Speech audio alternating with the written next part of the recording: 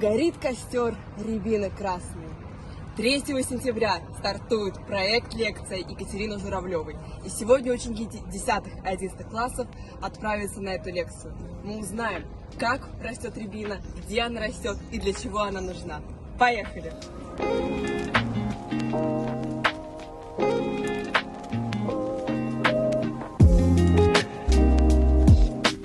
Это культура, которую мы с вами знаем с детства.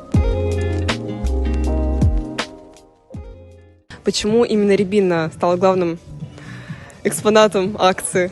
Ну, рябина, наверное, это такое традиционное русское растение, с которым знакомы с детства самого. И вот даже сегодня показалось, что все-таки пробовали, да, этот горьковатый вкус. То есть это вкус и детства, и вкус нашей страны.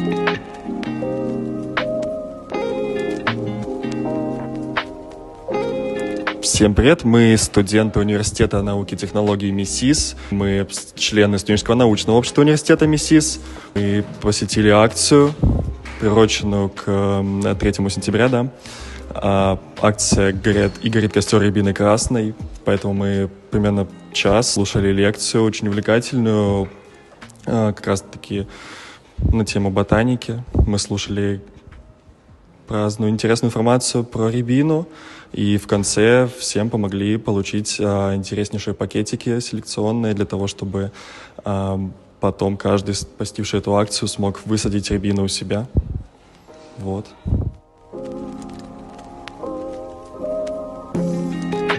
Такие красивые, такие багряно-бордовые ягоды, да, вот фотографии тоже видно. Я передаю слово второму корреспонденту Маргаль Алене. И сейчас мы перемещаемся в ботанический сад на продолжение лекции Екатерины Журавлевой.